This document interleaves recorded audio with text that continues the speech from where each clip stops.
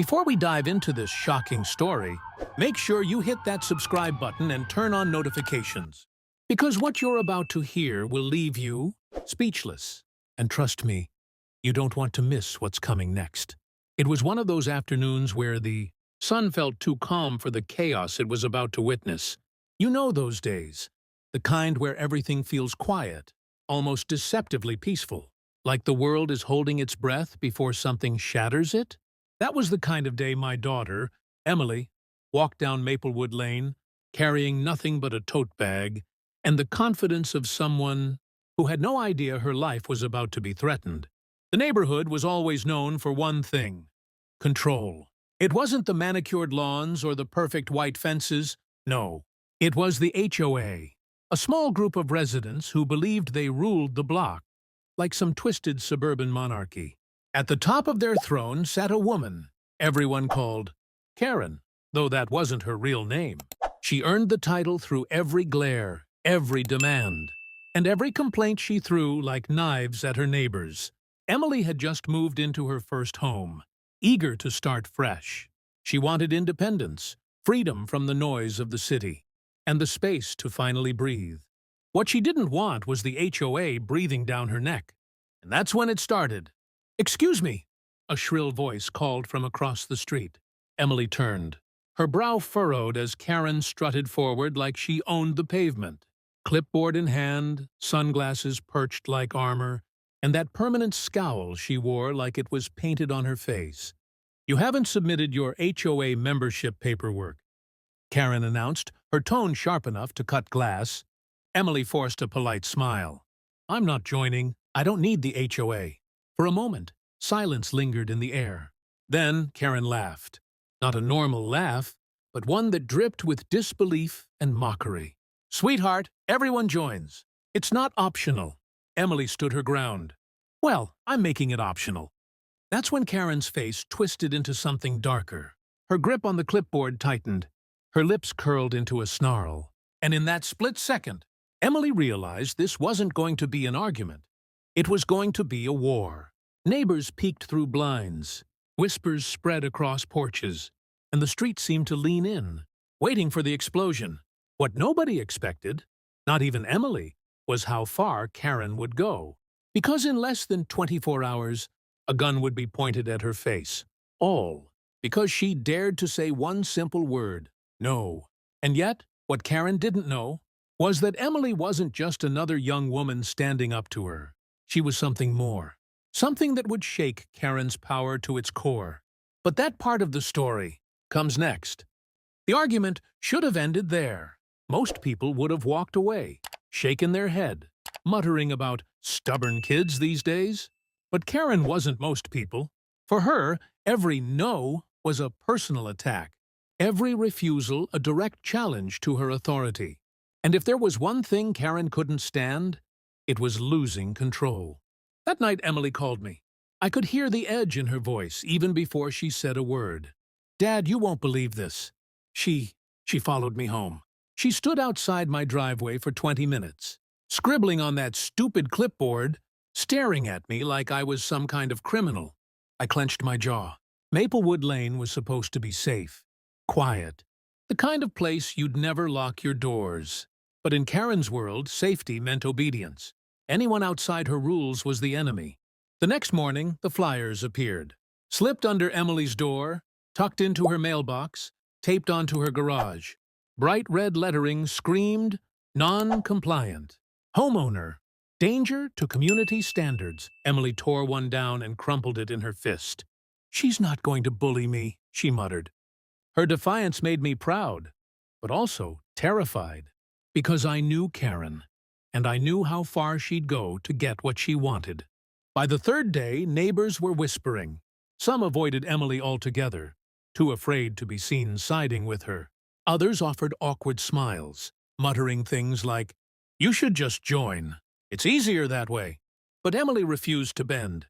"I didn't buy this house to hand my freedom over to some self-appointed dictator," she told me over coffee. "She can't control me, Dad." What she didn't realize was that Karen was already escalating. That afternoon, while Emily was unloading groceries, Karen marched up the driveway. Her heels clicked against the pavement like a countdown to trouble. "This is your last warning," she snapped. "Either sign the HOA agreement or face the consequences." Emily didn't flinch. She squared her shoulders and said, "I don't negotiate with bullies." The words hung heavy in the air. Karen's eyes narrowed into slits. She stepped closer, so close Emily could smell her perfume. Sharp, synthetic, suffocating. "You're making a mistake," Karen whispered. Emily's grip tightened on the grocery bag. "No," she said firmly. "You are." And just like that, the line was drawn. That night, Karen made her move. It started with threats, anonymous notes taped to Emily's door. Then came the calls, always from blocked numbers, always the same chilling words: "Join us," or "Regret it." But none of us could have predicted how far Karen would push. Because soon, she wasn't just holding a clipboard anymore. She'd be holding something far deadlier. By the end of the week, Maplewood Lane no longer felt like home. It felt like enemy territory. Emily had learned to keep her curtains drawn, her doors locked, and her phone charged at all times. But paranoia wasn't paranoia when the danger was real. One evening, she noticed it again, the glint of headlights idling across the street. A black SUV parked beneath the oak tree, engine humming, no one stepping out. Every time she glanced through the blinds, she swore she could see the faint silhouette of Karen sitting behind the wheel, watching. I told Emily to come stay with me for a while, but she shook her head. "If I leave, she wins. This is my house, Dad. I'm not running." I admired her courage. But courage, I feared, was exactly what would provoke Karen to do something reckless. And then it happened. Saturday morning, the air was warm, the kind of day meant for lawn mowers and barbecue smoke. Emily stepped outside, tote bag slung over her shoulder, ready to head into town. She didn't even make it to her car. "Stop!" The word cracked through the air like a whip. Emily froze, keys dangling from her hand. Across the street, Karen stood on her porch. But this time, she wasn't clutching a clipboard. She was holding a handgun. Gasps erupted from neighbors watering lawns, kids playing on bikes. The entire street stilled, as though time itself knew not to interfere. "You think you can defy me?" Karen's voice trembled with rage, her finger hovering dangerously close to the trigger. "You think you can embarrass me in front of my community?" Emily's breath caught in her throat. She raised her hands slowly, her heart pounding so loudly it drowned out every other sound. Karen put the gun down. "This isn't you. This is me!" Karen screamed. This is what happens when people refuse to follow the rules. Neighbors ducked behind hedges. Phones were raised, recording every second. But no one stepped forward. Fear ruled Maplewood Lane that day, except for Emily. Her voice stayed calm. "You're making a mistake," she said evenly. "Because you don't know who I am." Karen's lip curled. "I don't care who you are. You're nothing but a troublemaker." But Emily's eyes sharpened, steady, unflinching. In that moment, she wasn't just someone's daughter. She was something Karen could never have anticipated. Something Karen was about to regret pointing a gun at, and with the police sirens beginning to echo in the distance, Karen was seconds away from discovering the truth. The wail of sirens cut through the tension like a blade. Blue and red lights flashed at the end of the street, bouncing off windows, flooding the quiet cul-de-sac with chaos. Still, Karen's hands shook as she kept the gun trained on Emily. "Don't move!" she barked, her voice cracking. Sweat beaded on her forehead, but her fingers stayed rigid on the trigger. Emily didn't flinch. She lowered her hands just slightly, her voice calm but firm. "Karen, listen to me. You're crossing a line you can't come back from. Do you even realize what you're doing?" Karen's eyes darted nervously toward the flashing lights, then back to Emily. "I'm protecting this neighborhood from people like you, people who think they can ignore the rules." The crowd of neighbors had grown, their whispers rippling like waves. But amidst the fear, something changed. One neighbor shouted, "Karen, stop!